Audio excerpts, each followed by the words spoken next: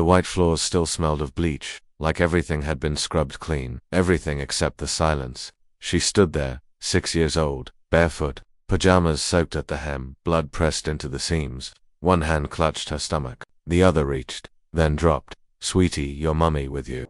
a passing nurse asked absently, already mid-stride. The girl opened her mouth, but nothing came out, just a dry breath. She shook her head. The nurse never turned back.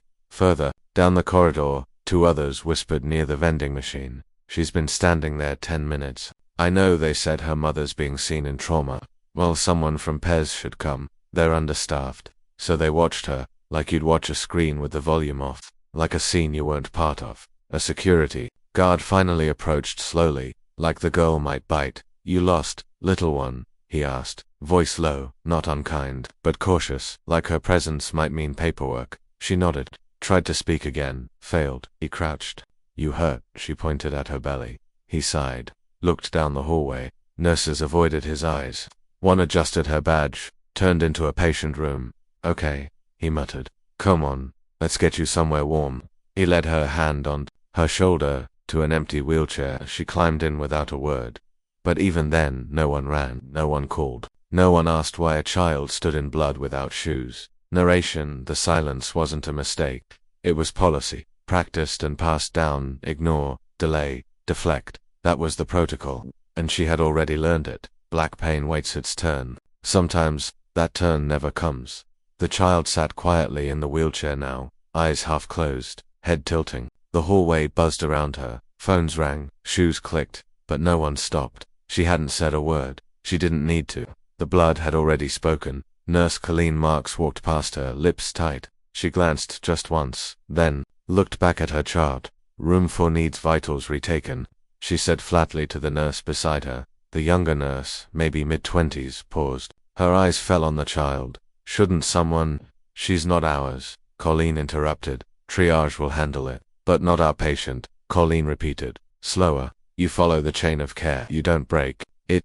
The younger nurse nodded, but her feet stayed still. Colleen didn't look up. "You want to be written up for stepping outside your scope?" Silence. "Didn't think so." Narration. Colleen's voice wasn't angry, just trained, precise, like she'd said it 1,000 times. Like there wasn't a child sitting 15 feet away in soaked pajamas and dried blood. Like protocol had replaced instinct.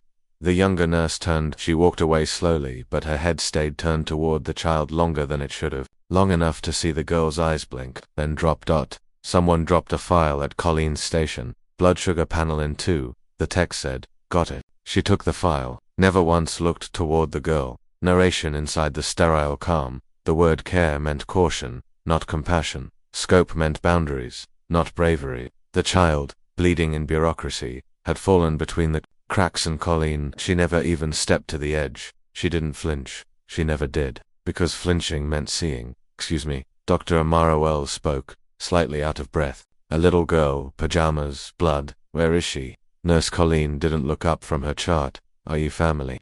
"No, I'm Amara." Reached for her ID, but her coat had no badge. It was left in the car during the frantic rush. "I'm here to help." "Where is the child?" Colleen's eyes finally lifted. Quick scan, brown scrubs, brown skin. "No ID. She's not in our care," Colleen said simply. "Where is she now?" Amara asked again, voice firm. Colleen pointed without emotion. "Triage left her outside Bay 6. Security's aware." Amara didn't move. "She's bleeding. She's not critical. You're not God." Colleen blinked. Narration. It wasn't the words that shook Colleen. It was the tone, the stillness beneath it. The refusal to be small. She'd heard complaints, arguments. But this woman wasn't asking, she was anchoring. "You didn't ask who I was," Amara said softly. "I didn't need to." "No," Amara nodded. "You thought you didn't." Colleen adjusted her chart. "We all have protocols. And you used yours to ignore a child. I followed policy. You followed assumption." A pause. A tech passed by, glanced, kept walking. "Listen," Colleen said tightly. "If you're not on shift, don't interfere." "I am on shift." Colleen stilled. "Dr. Amara Wells, pediatric trauma chief, and that little girl." Amara stepped closer. "She's mine now." Narration for the first time. Colleen didn't speak. Something in her hands, the chart, maybe trembled slightly. Not enough to see, but enough to feel. Amara walked past her, no raised voice, no grand speech, just presence. Colleen's eyes followed. For once they didn't categorize, they questioned. "Is that how you looked?" Away from her too? Amara asked calmly. Colleen's back stiffened, but she didn't turn. I told you I followed protocol. No, Amara said. You turned your face. Same way you're doing now. Silence stretched. Narration. Colleen was used to complaints. To confrontation, she could shut those down. But this woman's stillness, the way she waited and settled her. You're not the first, Colleen muttered. Still not facing her, but I might be the last. Colleen turned, slowly. Excuse me, you've dismissed so many. Black moms, kids in pain. People you thought didn't know enough to fight back. Amara didn't raise her voice. But I'm not going anywhere. Colleen opened her mouth, then closed it. Narration. There was no accusation in Amara's tone. That's what made it worse. It wasn't anger, it was knowing. I don't have to defend myself to you. No, you don't. But maybe to yourself. Amara stepped closer. Tell me, what did you see when you looked at her? She was bleeding, Colleen said, voice dry. And she wasn't my patient. No, Amara nodded. She was just a little black girl, crying in a hallway. So you looked away. Up. Long pause. The hum of machines in the background. A distant call, light beeping. No one spoke. Then Amara leaned in, almost a whisper. You can turn away again. I'm not stopping you. Colleen stood frozen. Narration. The pressure wasn't coming from Amara's words, but from the space between them.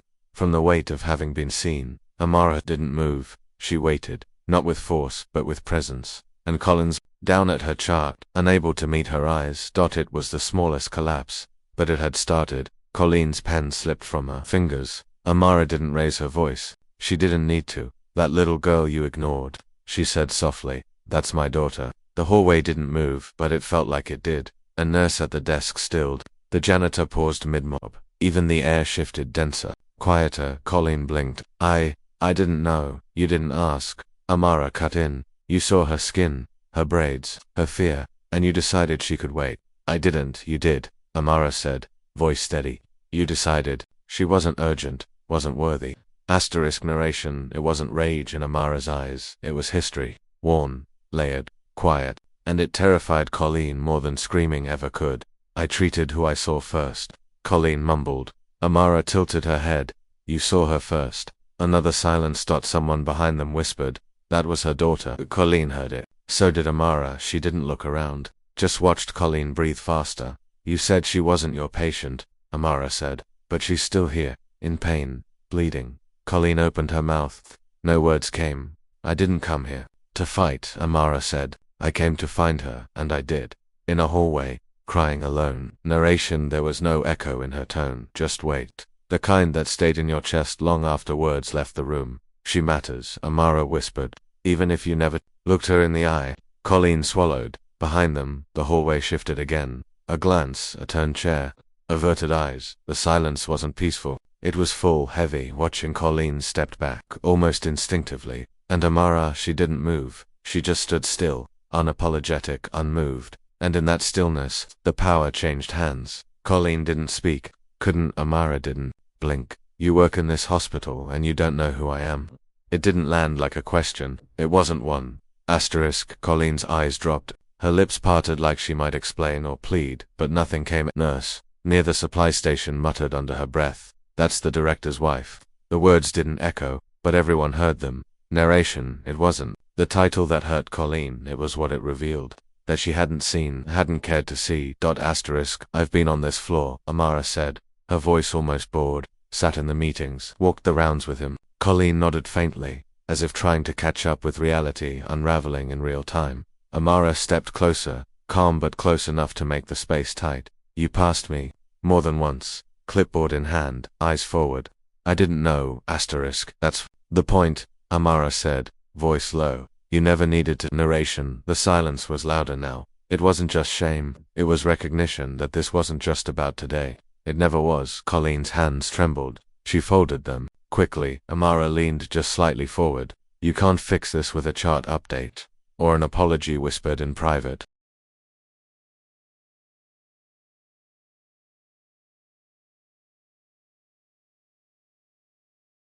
I didn't mean I don't care what you meant, Amara said. You acted. That's what matters here. A distant monitor beeped.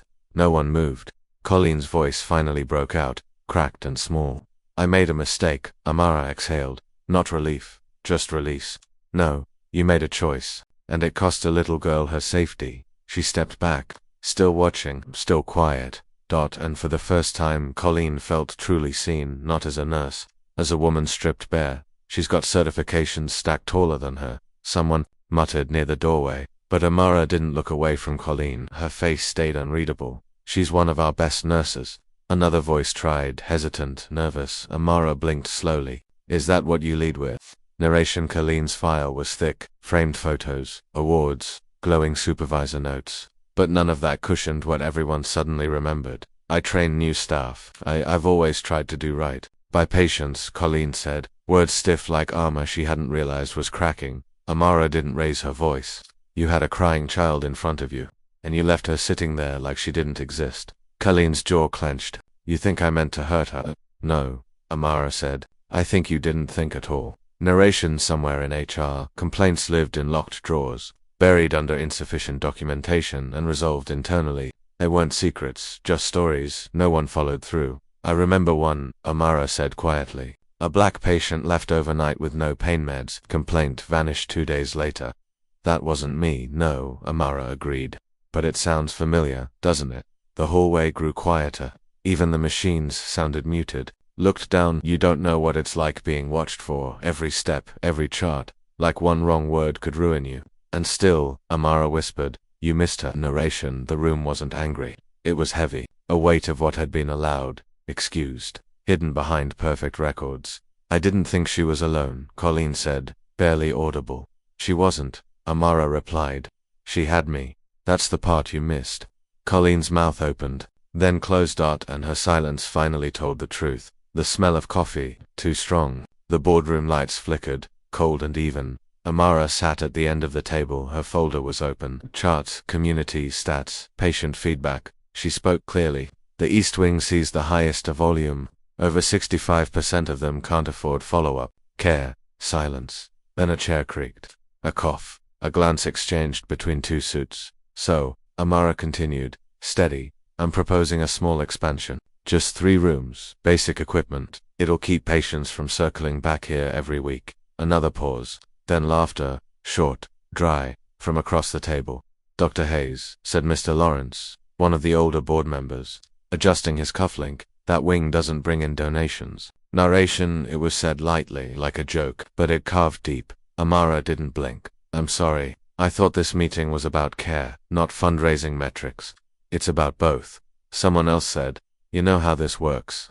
She looked down at her papers, numbers, testimonies. None of it mattered. Not when the room had already decided what mattered. They don't have insurance, Lawrence added. They don't have a lobby. That wing isn't where donors tours. Narration. They weren't cruel, just efficient. Just tired of hearing about people who bled without audience. I've treated 4-year-olds from that wing with infections that should have been prevented, Amara said softly.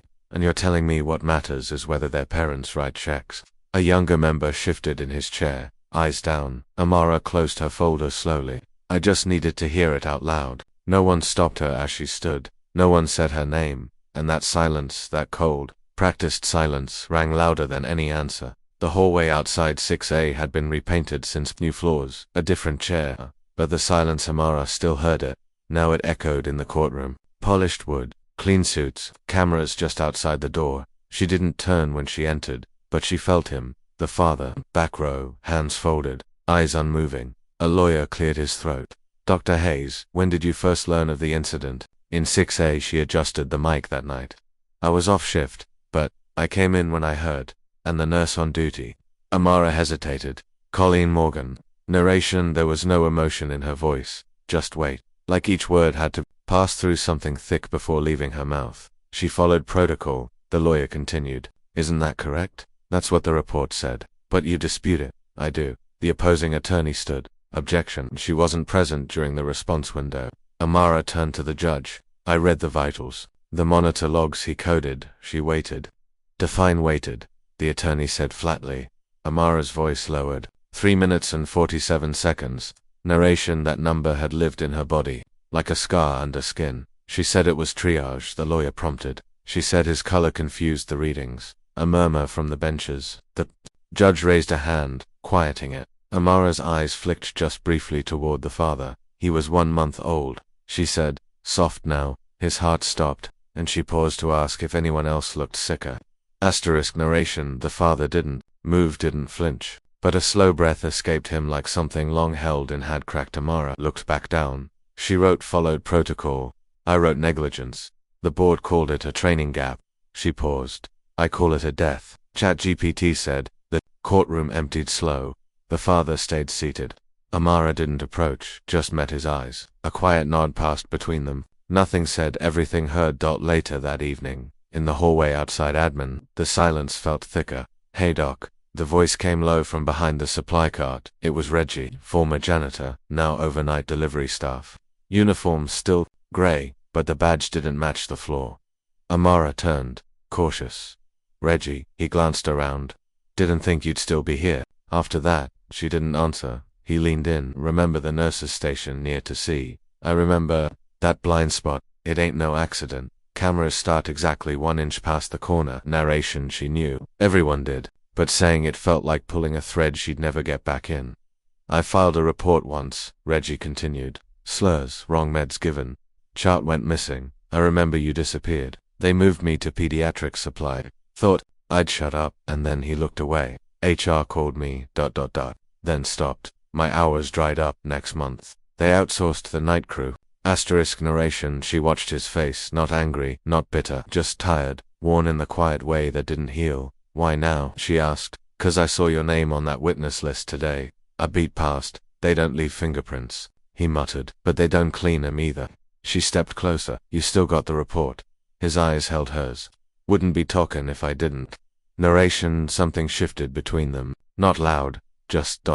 settled. He pulled a folded paper from his vest. Keep it safe. They like things quiet here. She took it without a word. He backed away, fading into the hallway. But this time, she didn't let silence win. The paper was still warm in Amara's pocket when she stepped into the break room. Coffee hissed in the corner. Fluorescent lights flickered overhead. A young nurse sat alone at the table, uniform crisp, hands shaking around a paper cup. You're Maya, right? Amara asked gently. The girl nodded, startled. I heard you. Spoke up last week. About the ER delays. Her eyes widened. I didn't mean to cause you didn't. Amara sat across from her, but they told you to stand down. Maya swallowed, they said. We don't escalate without incident. Protocol, narration, there it was. The sentence used to flatten concern, to silence urgency. A phrase shaped, to sound safe but designed to bury. Do you think that little boy was an incident? Amara asked softly. Maya looked down. He was waiting 27 minutes. I kept asking, asterisk, and they told you. To observe before reacting. She blinked hard. Said I was being emotional, that it doesn't look good. Amara exhaled. You're not wrong, but I don't belong here, Maya whispered. Not if this is what belonging costs. Narration, she had that look Amara once wore. The ache of someone realizing the system she trained to serve didn't serve people who looked like her. What did your letter say? Amara asked. Maya pulled it from her pocket. One line handwritten. I became a nurse to help. She slid it across the table. Amara read it, then nodded. Asterisk, don't throw that away. You'll need it. When you're ready to come back to fight it differently. Maya's lip trembled. Amara stood. They want silence. Let yours be the loud kind. Maya folded the letter. This time her hands didn't shake. Outside, the hallway buzzed. But two women knew it wasn't noise. It was change. Asterisk, the folder clicked open under Amara's fingers like a wound splitting again. She sat on the edge of her couch, still in scrubs. The TV off, the room silent except for the slow sound of paper being turned. A printout subject, urgent concern. Delay. Patient died overnight. No reply. Not even a read receipt.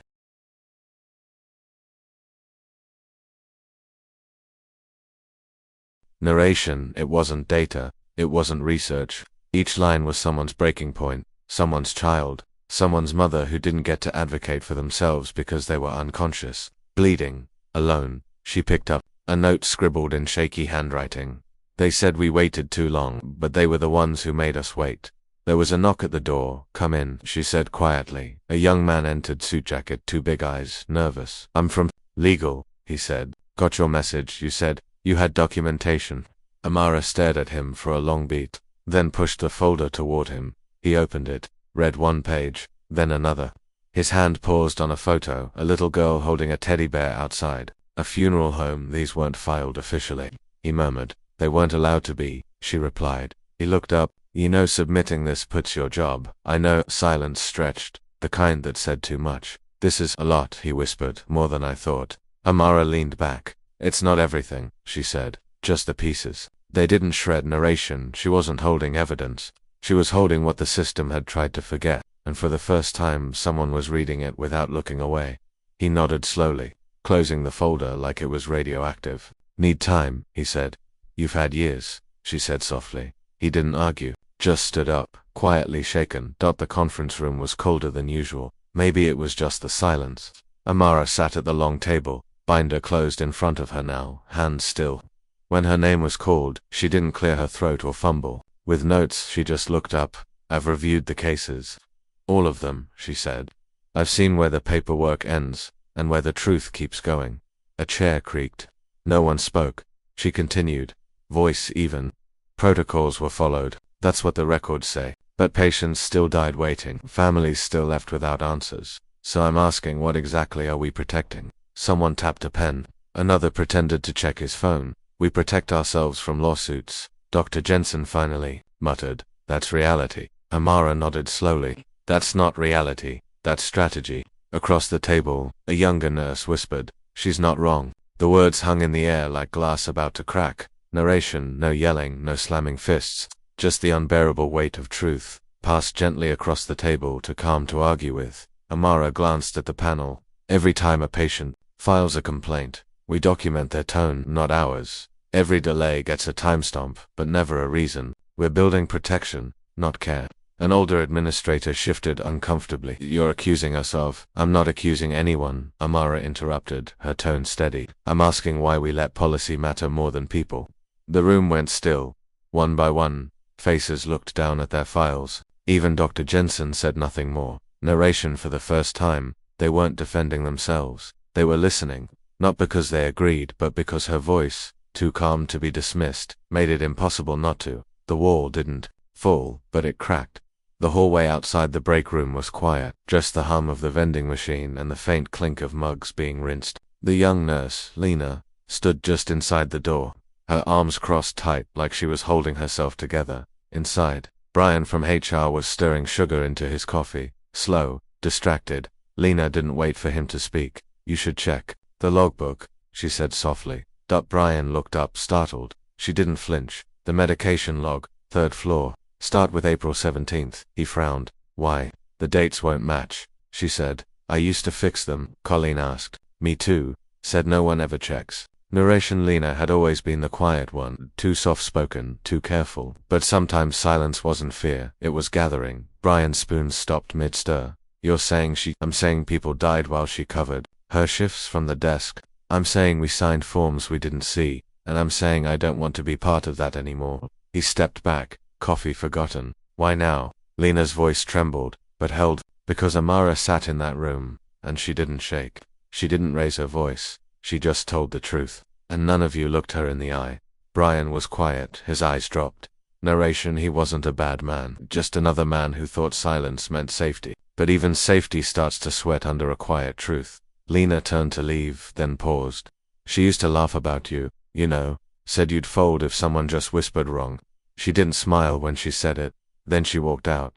And Brian just stood there, the coffee turning cold in his hand. The conference room was colder than usual. Maybe it was just the silence. Amara sat alone at the end of the long table, her laptop open, hand steady. 2 clicks. The projector lit up. Before I begin, she said, calm, I want to thank whoever thought deleted emails meant gone. Colleen shifted in her seat. A few department heads looked toward the door, as if escape might still be an option. Amara didn't look at anyone, just clicked again. This, she said, is from last August. Patient's mother is non-compliant. Multiple questions. Refused to wait quietly. That mother was black. She paused. Let the room breathe it in. October. Aggressive tone from family. Consider security next visit. Also black. Narration. No yelling, no raised voice. But each word landed like a dropped stone in water, quiet at first, then spreading. Amara turned the page. High risk. Behavior during consultation. That child was crying. 4 years old. Biracial. Colleen opened her mouth. Amara spoke over her. You've used these terms to mark us families who asked questions, who didn't smile enough, who wanted To be seen, you never wrote that about the Jeffersons. Or the Donovans. Just us. Brian from HR swallowed hard. He had no words now. Amara clicked one last time, and then this thread. February. She's difficult. Me BCCD to 3 supervisors. I hadn't even spoken to you yet. Narration. There was nothing left to explain. No defense in the air, just people sitting in the wreckage of their own words. I saved them, Amara said. Softer now. All of them. In a folder labeled when they ask why. She closed the laptop. No one moved. Even Colleen looked away, like she couldn't bear to see what she'd left in writing. The silence followed. Amara down every hallway now, but it wasn't the kind that isolates, it was the kind that exposes. Marla stood by the coffee machine. She used to laugh loudest at Colleen's jokes. Now she just stared into her mug. You good? Amara asked softly. Marla blinked, nodded once, then looked away. Narration. They didn't apologize. Not out loud. But the shift was there, in glances held longer than needed, in chairs pulled out beside hers, instead of across. The unspoken tension that once separated her was bending. In the nurse's station, 2 interns looked up as she entered. One of them, Kyle, stood. You want this seat? He asked. I'm good. He stayed standing anyway. Across the room, Colleen sat in the corner scrolling her phone, pretending not to notice the space that had grown around her. No one sat beside her. No one filled in the silence when her voice trailed off. I trained all of you, Colleen muttered finally, without lifting her eyes. Don't forget that. No one responded. Amara turned slightly.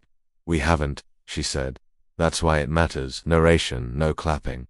No loud declarations. But every small movement told a story of trust being returned.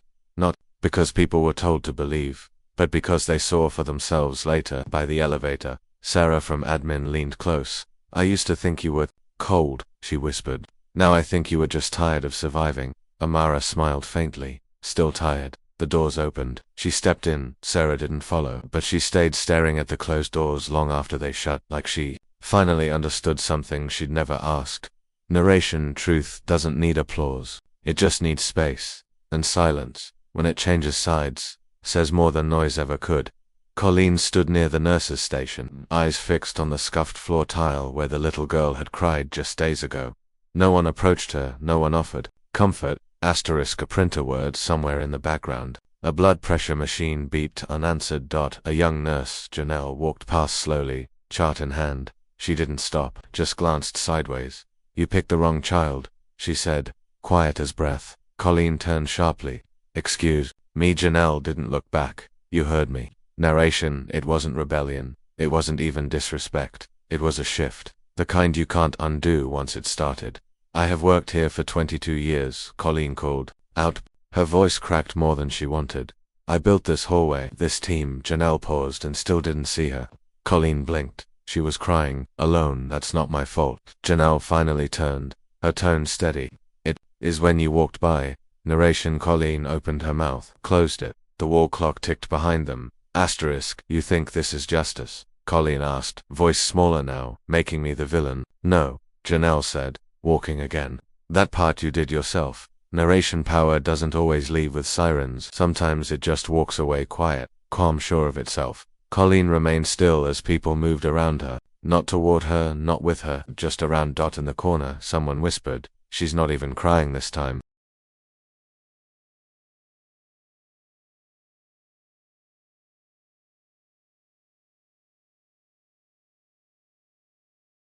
And someone else answered, she doesn't have to.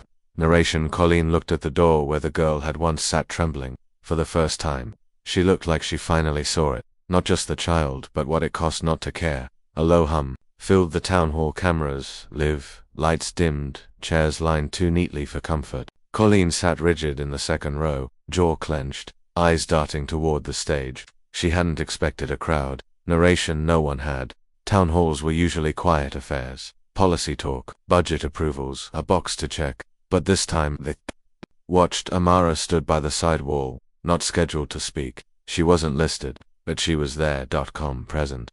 The moderator adjusted the mic. We're here to address recent concerns about patient care, staff conduct and accountability, someone added from the back. The moderator paused. Yes, that too. A father stood up slowly. My daughter was admitted last week. She's 8, Black. She waited alone, in pain for 40 minutes. Double quotes. Silence. Another voice. A nurse. And I saw who walked by her. Twice. Colleen's face barely moved, but her hands tightened on her purse strap. No names today, the moderator warned. But silence is worse, the nurse replied. Narration, it wasn't shouting, it wasn't chaos. It was stillness sharpened by truth, like a room that finally dared to breathe. One by one, voices rose. Short sentences, descriptions, patterns. I filed a report. It disappeared. She never looked at the child, just kept walking.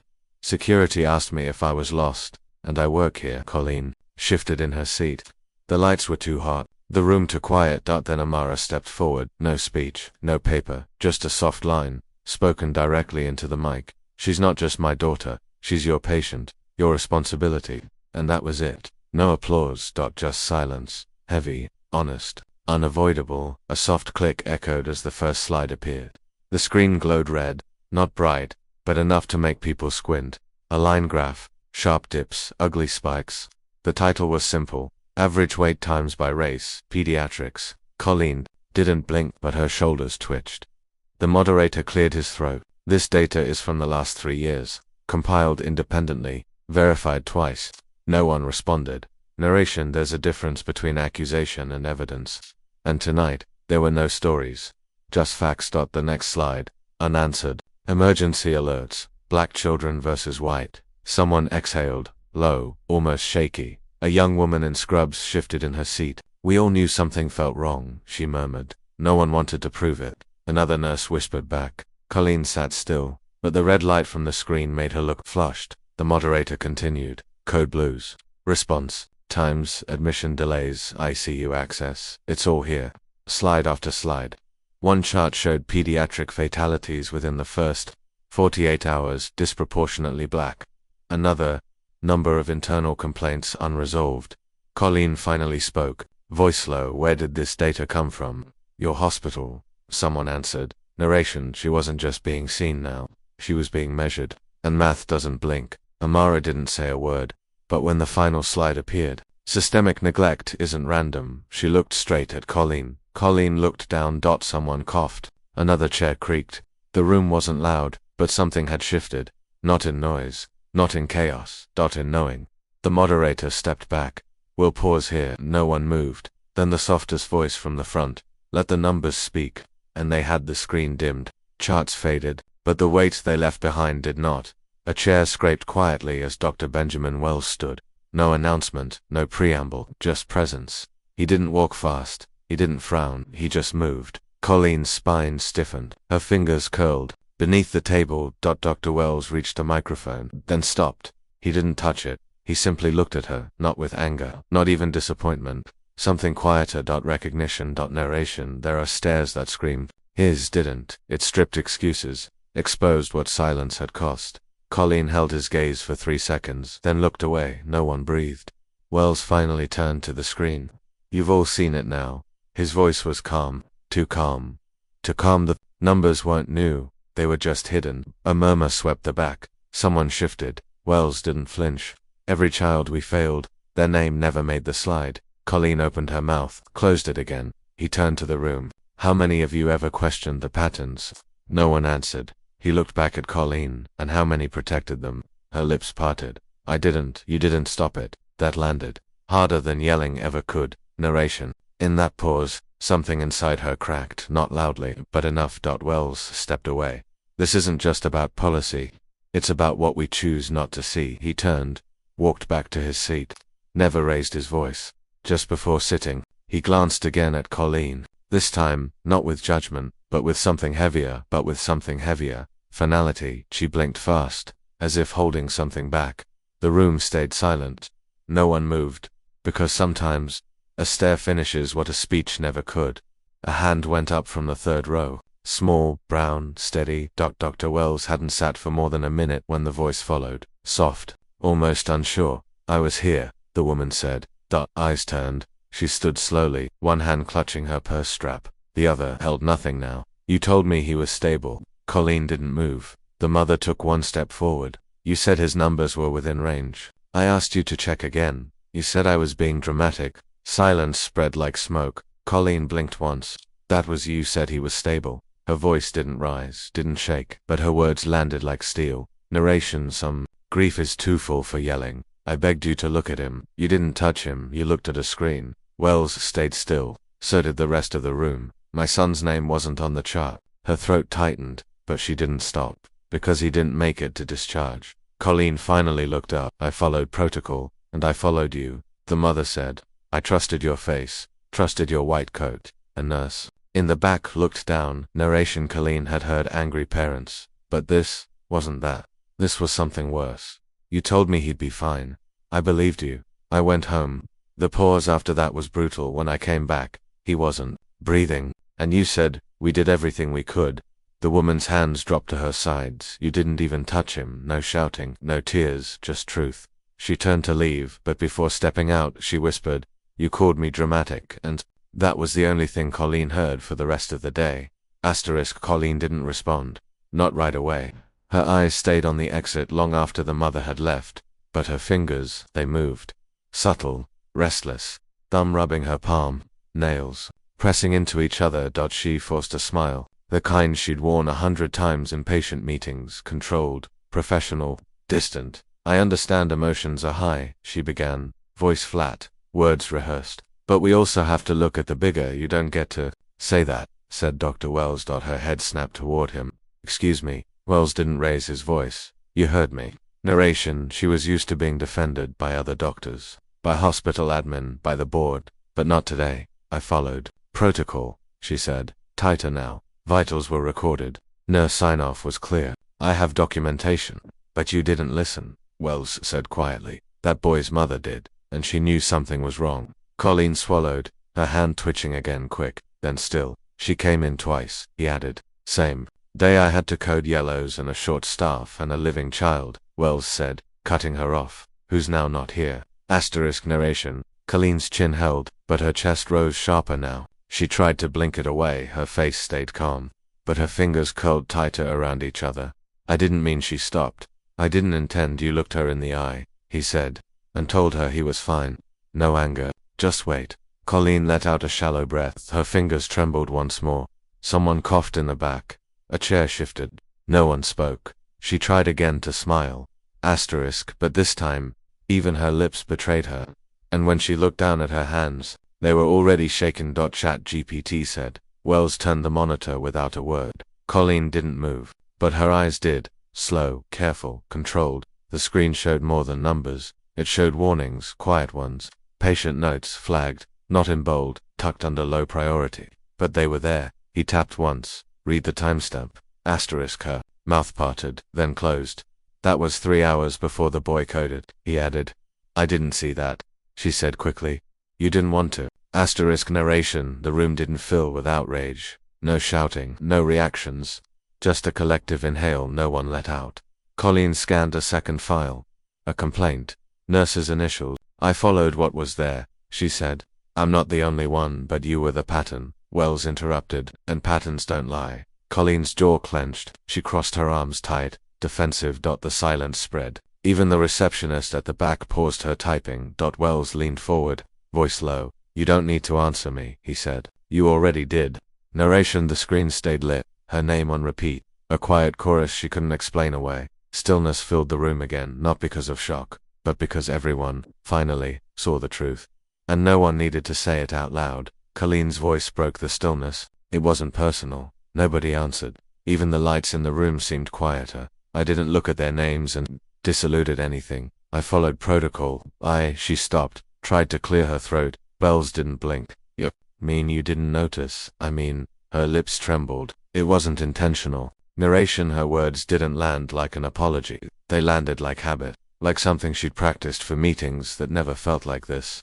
Across the table, one of the junior nurses shifted in her chair. Slowly, uncomfortably, another cleared his throat. Eyes on the desk. You understand, Colleen said, reaching for someone, anyone. This job. We're overwhelmed. Charts blur together, things fall through. Wells finally leaned back, calm. But it wasn't just one thing, he said. I know that, she whispered. It was the same kind of child, he continued, voice low. The same kind of mother. The same assumptions, over and over. She opened her mouth to speak. Nothing came out. Narration: there was no accusation in his tone, no raised voice. Just wait. The kind that doesn't let you breathe, right? You had chances, he said. You had warnings. I was tired, she said. Softer now. He nodded, and they were dying silence again, but it wasn't awkward. It was settling. Colleen looked around, hoping for some small nod of agreement, of sympathy, but eyes dropped or looked past her. Not in hatred, in clarity. Narration, she wasn't being punished, she was being seen, and seen clearly. She folded her hands. They were still shaking.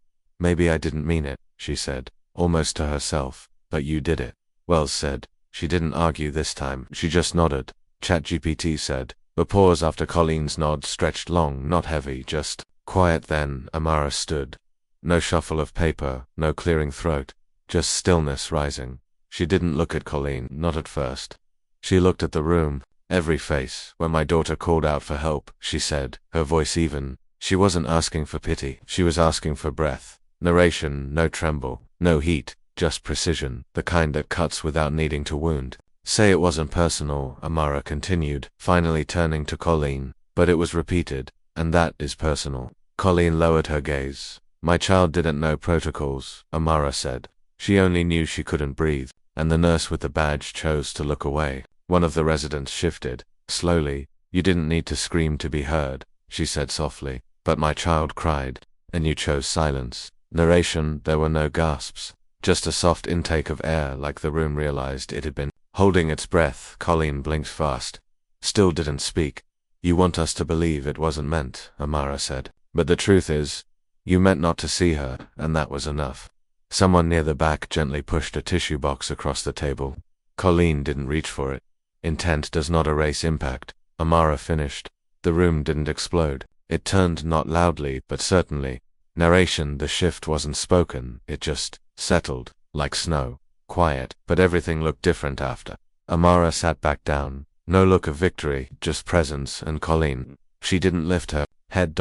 There was no order given, no signal, but after Amara sat, the room didn't speak again. Colleen stood, slowly. The chair made a soft scrape across the polished floor. She didn't look at anyone, not Amara, not the other nurses, not even the director. Her hands were shaking, but she folded them in front of her like she still worked here. No one moved out, no one moved out. Not even a glance of comfort.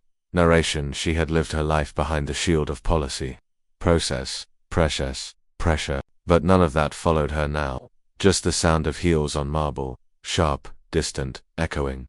She stopped once, at the door, not turning, not apologizing, just still. Colleen, someone murmured, soft, pitying. She didn't respond, didn't move. A nurse near the back whispered, "Is she resigning?" The director exhaled. "She's not fired," he said, "but she's not staying." A quiet broke through again. He didn't try to fix it. Colleen walked through the hallway like it wasn't hers anymore. Narration, there are exits that feel like statements. This wasn't one.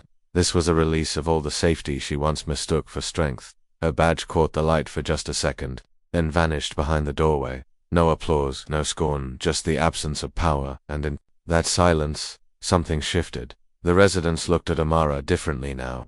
Not with guilt, with something closer to respect. She didn't say sorry. Someone muttered. She didn't have to. Amara replied. We all heard it anyway. Narration, it wasn't the sound of justice. It wasn't even closure. It was the sound of someone losing everything without a single word. A nurse stayed behind, scrolling back through the footage. No one asked her to. Her finger hovered over the pause button, eyes scanning the TIMESTAMP dot in the corner. Two interns whispered, "That girl was there for 10 minutes. One said 10, crying. Colleen looked right at her. The other replied, barely audible, and kept walking. The director stood still, not addressing anyone, just there, watching the replay like he hadn't already lived it. Narration, no one clapped, no one made statements, but no one left, either. Amara remained seated, her hand resting over her purse like she wasn't sure if she'd been heard or dismissed. Someone near the back finally spoke. "I don't know how we missed it." "We didn't," another nurse answered. "We just let her speak for all of us." Amara looked up, calm, unreadable. "It's not about her." The director turned. "Then who's it about?" "The system," Amara said. "The silence that always covers it." A long pause. He nodded once, slowly. "We're going to review every policy." "You already had policies," Amara replied. "That wasn't the problem." Narration, the air in the room changed. Not lighter, just honest. An older black janitor stepped inside, nodded toward Amara, then quietly began cleaning near the back. No words passed between them, but his nod held something the others hadn't offered, understanding. What do we do now? An intern asked. Amara stood finally, gathered her bag. Start listening when it's quiet. Narration: the hospital didn't collapse. The lights stayed on, the machines still hummed, but its silence no longer felt safe. It echoed too much now, and what echoed louder than applause was people finally staying to hear it, ChatGPT said. The mug sat untouched. On the counter, steam long gone. Colleen's finger hovered over the mousepad, her eyes moving but not really reading. Every headline was a different version of the same moment, her moment. Nurse ignores crying black child in U lobby. Silence on shift. When bias walks. In scrubs her name was Mia. Her inbox was relentless, flooded, not with concern, but cold reminders. Thought you should see this. Just in case you're still pretending. Is this who you are? Asterisk narration. It wasn't outrage anymore. It had calcified into something slower, something permanent. She clicked one video. No sound, just the image of her walking past. The child, then slowing, then turning away. Behind her, the refrigerator buzzed. The world moved, but Colleen didn't. Then a ding, another message. Subject: Mia's mum speaks out. She hesitated. Clicked. A clip opened. No studio. Just a tired woman in a hoodie, speaking directly into her phone. She didn't have to fix everything, the mother said. Just kneel. Just ask if she was okay. That's it. Colleen blinked slowly. She minimized the video. Another message popped up, then another. Screenshots of policy memos, blog posts dissecting her expression. Then one line stood out. Not a headline. Just a comment under a thread. She didn't even look scared. Just inconvenienced. Colleen stood up, then sat again. Narration: she wasn't trending anymore. Her name had passed that stage. Now it just floated. Screenshot, archived, reposted. Not viral, just permanent. She reached for her coffee. It was ice cold, but she didn't sip. She just sat. In a quiet kitchen, the internet wouldn't leave. Phone pressed against her ear felt heavier than usual. Colleen leaned on the kitchen counter, head tilted, waiting, hoping. You have no new messages, the robotic voice announced. She didn't hang up. She waited, just in case. For background noise, for a slip of breath, for anything, but there was only static. Asterisk narration: it wasn't the silence that hurt. It was knowing he chose it. She replayed the last message he left weeks ago. Just 6 seconds, busy, can't talk. That was it. She hit replay again and again. She didn't cry. She just stood there, eyes unfocused, staring at the fridge, covered in magnet-held photos. One of him at age 6, missing a tooth, grinning. Another from high school, arms crossed, jaw clenched. A voice behind her: you try texting. She turned. Her sister stood in the doorway, arms folded. He reads them, Colleen whispered. You sure? Colleen nodded. He left me on read. That counts for something. Her sister stepped closer. When's the last time you said sorry? I didn't. Colleen stopped. You didn't mean it? Her sister asked. Or you didn't say it? She couldn't answer. Narration: she had memorized every medical protocol, every emergency drill, but there was no guide. For this kind of wound, her sister sighed. Softer now. You were his whole world once. That doesn't vanish. It just bruises. I didn't hurt him, Colleen whispered. No, but you showed him how easy it is to ignore a child in pain. The silence came back. This time it settled deeper. Colleen's thumb hovered over the call button, then dropped. She didn't press it here and either. Your name's not on the board. Colleen blinked. The new nurse had kind eyes. She didn't mean it with malice, just confusion. I know, Colleen replied quietly. She stood outside what used to be her office. The door was closed, the glass plaque gone. Just a faint square of clean paint left behind. Narration: they didn't fire her. They just made sure there was nowhere to sit. Need help finding someone? The nurse offered. No, Colleen whispered. I used to. Never mind. The nurse nodded politely and walked away. Inside the break room, it was the same. Empty coffee pot, bulletin board with fresh pins. But her photo, once up for Employee of the Month, was gone. Narration: it wasn't a punishment. That would have meant they acknowledged her. This was quieter, colder. The door opened behind her. Colleen. It was Dr. Howard. He paused, holding his coffee like a shield. I didn't know you were back. Not back, just checking. On paperwork a beat. You still have access? Not really. I had to ask admin. Another pause. You know, people were surprised it wasn't bigger, he said. The fallout. She stared at him. It was big, she replied. Just not loud. He gave a faint nod. I mean, no charges. No statements. No apology, either. His face twitched. To you, to her, Howard exhaled, eyes falling. Maybe it's better this way. Quiet fades faster. No, Colleen said, voice steady, quiet sticks. It lingers. He didn't respond, just sipped his coffee, then turned to leave. By the way, she added, you might want to update your group chat. What? I saw it yesterday. I'm still in it, she smiled. He didn't. The door clicked shut. Narration, they didn't erase her. They tried. But even silence leaves fingerprints, paper or plastic. Colleen looked up. The cashier didn't meet her eyes. Paper, she said. The girl scanned the bread like it might bite her. Narration, it wasn't hate. Hate still requires energy. This was quieter. Colder. Colleen forced a small smile. How's your mum? She's still working nights. The cashier didn't answer. Just beeped the milk. You used to tell me about her. She made peach cobbler. Remember? A pause. No. Colleen nodded slowly. All right. She turned as a familiar face passed behind her. Lisa, from pediatrics. Years of potlucks, birthdays, overtime shifts. Lisa's step didn't break. She turned down the cereal aisle like she hadn't heard. Narration, no whisper, no glare. Just nothing. Colleen stood still for a moment too long. The man behind her cleared his throat. Sorry, she muttered, moving forward. The cashier handed her the bag without a word.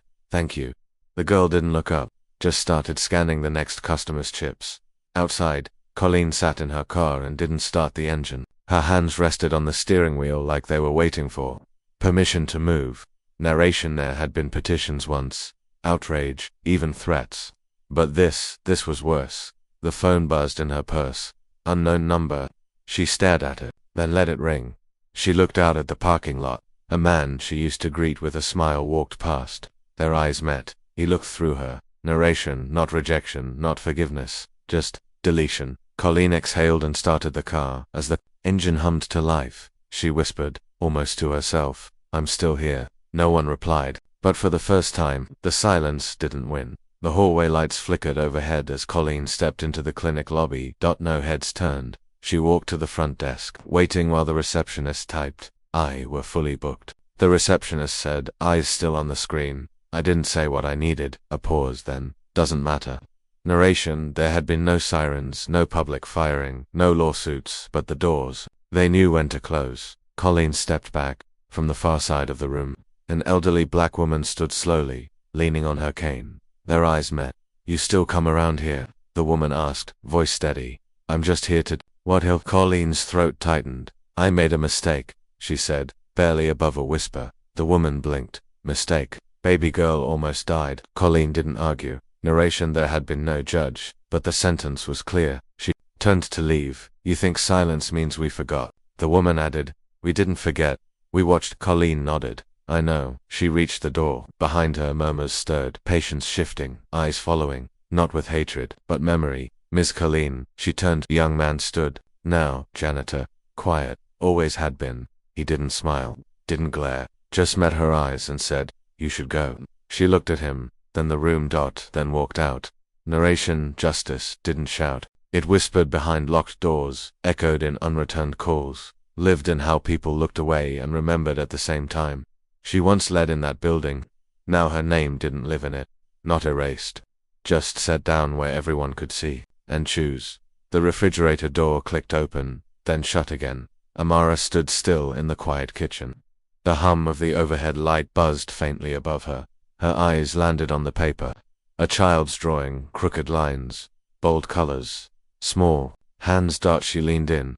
A brown woman, white coat billowing behind her like a cape, big curls, a stethoscope in one hand, held like it meant something. Underneath, my mummy, Dr. Superhero. Amara didn't speak. Her fingers brushed the corner of the paper. Did you see it? Her daughter's voice came from the hallway. Small, hopeful. I did. Do you like it? Amara turned slowly. I love it. The girl padded into the kitchen barefoot, eyes wide. That's you, but with a cape. You don't have one, but I gave you one. Why a cape?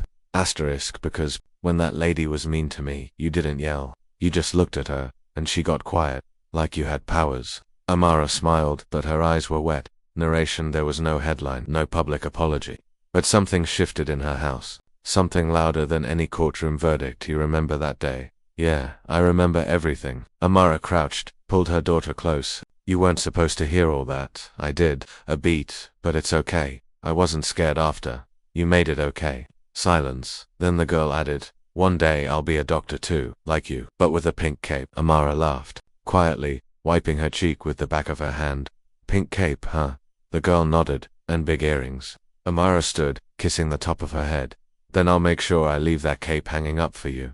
You headed to 3B, Amara glanced up from her tablet. A young nurse, Olivia, stood by the elevator, holding a patient file and something else in her eyes. Yeah, Amara replied, post-op check. I'll walk with you. They stepped in, silence for a few seconds. The door slid shut. She apologized, Olivia said quietly. Amara didn't turn. Who, Melinda?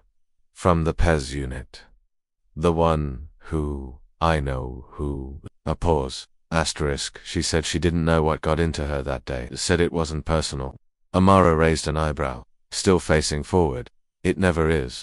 Another silence. Narration, the building looked the same floors, same smell of hand sanitizer and cafeteria coffee, but something in the air was different now. Not loud, just slower, softer. They stepped out onto the 3rd floor. A nurse glanced their way, then stood a little straighter. People listen when you speak, Olivia said. That didn't happen. Before, I didn't speak before, Amara replied. A tech passed by and nodded, respectfully. I was scared, Olivia admitted. The day it happened, I saw her yelling at your daughter. I froze. You're not the only one who did, but I read the new protocol. Escalation steps. There's an anonymous form now, I filled it. Amara turned slightly. You did. Asterisk, I didn't sign my name, but I said what I saw, word for word. They stopped at the door of 3B. That's something, Amara said, voice low. It's not enough, Olivia replied. No, but it's a start. They stood there a moment, 2 women in scrubs, shoulders squared. Then Amara opened the door. Let's check on our patient. And they walked in, not louder, but taller. Asterisk, I saw it this morning, Olivia said, eyes tracing the steel plate above the nurse's station. Didn't even notice when they put it up. Amara stood beside her, unreadable. The plaque was small, quiet, but the weight of it wasn't. Neither did I, Amara replied. They both looked at it. No one else in the hallway spoke. Narration, it hadn't come with speeches or photos, just for words. No names, no mention of what happened that day, but somehow, it said everything. In honor of every child unheard. One of the interns walked past, slowed, and glanced up. He didn't say anything, just nodded. You think they mean her? Olivia asked softly. They mean all of them, but mostly her. Amara didn't answer. Silence fell again, the type that hums beneath skin, then a voice behind them. She came in last week, or a checkup. Amara turned. It was Dr. Willis, pediatrics, older, white, tired in the eyes. She looks strong, he added. She is. He hesitated, then lowered his voice. I wasn't there, but I read the file. I should have asked questions sooner. You didn't, Amara said, evenly. None of you did. Another pause. Some of us are trying to now. Trying doesn't fix silence. Dr. Willis didn't argue. He just looked up at the plaque. We're not erasing what happened, but maybe this is how we carry it. Amara met his gaze. Then carry it better. He nodded once. Left narration, it wasn't justice. Not exactly, but it was something left behind. A weight etched in steel. A reminder above every shift. Olivia finally spoke. She'll see it one day, won't she? Amara exhaled. She already did. A chair scraped gently as Amara sat down in the back corner of the break room. No badge, no clipboard. Just a lukewarm tea in her hands. 2 nurses near the fridge quieted when they noticed her. She's here, one whispered. I see her. The other replied. Amara didn't look up. Narration, she didn't want applause or recognition, but silence spoke volumes. And now, it wasn't the same silence that once buried voices. It was the kind that made people listen. Dr. Grayson asked about you today, Olivia said, slipping into the seat beside her. Oh, said the staff's changed since you came back. Less excuses, more pauses. Amara gave the faintest nod. Pauses matter. Don't speak much, but Olivia hesitated. They feel you. Amara stared at her cup. That's not the goal. No, Olivia said, but it's the result. A janitor walked in. An older black man, nodded at Amara with quiet respect. She nodded back. Nothing more was needed. Narration, she wasn't the loudest in the room, never had been. But now, when she entered, conversations shifted. Not out of fear, but out of memory. Someone told me you turned down a leadership role, Olivia said. Didn't need a title, Amara replied. I already walk the halls, still watching us, still hoping you watch yourselves. A long pause. You ever talk to her? Olivia asked quietly. The girl. Sometimes, Amara said, from across the parking lot. She doesn't wave, just watches, like you do. Amara finally smiled, faint and tired, exactly like me. Narration. She didn't linger long, but when she left, the room stayed changed, eyes more careful, voices lower, reflection clinging to the air like smoke. Amara adjusted the rearview mirror, glancing at the small figure curled under a pink blanket in the back seat. Her daughter's breath was soft, steady. The hospital lights dimmed in the distance behind them. She whispered to herself, "Justice doesn't scream, it echoes." Narration. The day hadn't ended in headlines. No applause followed her steps. Just a few more people who spoke softer, looked longer, chose to stay silent rather than defend the wrong dot at a red light. Amara sat still. "You tired, baby?" she asked gently, not expecting a response. There was none. Narration. She wasn't sure if her daughter remembered that day, the day no one came to help. Maybe the child's mind had tucked it away, behind coloring books and lullabies. But Amara remembered every second. A buzz broke the quiet. Her phone message from Olivia. "New nurse asked me about the plaque today." Just stood there and stared at it. Amara typed back slowly. "Good." Let her stand there. She didn't hit send, just stared at the words. "Then I heard what you did," came a voice from the sidewalk. An orderly, walking to his car. Didn't know the full story before. Amara lowered the window a little. "Not much of a story." He shook his head. "It was enough to make us stop. Think. That matters." Amara gave a small nod. "Stopping matters." The man lingered. "You ever want to tell it?" "No," she said. "I just want people to feel it." Narration. And as the light turned green and she pulled away into the quiet night, the words stayed with her. Not loud, not sharp, but deep, low, and endless, like a memory refusing to die. Justice had no anthem, only echo.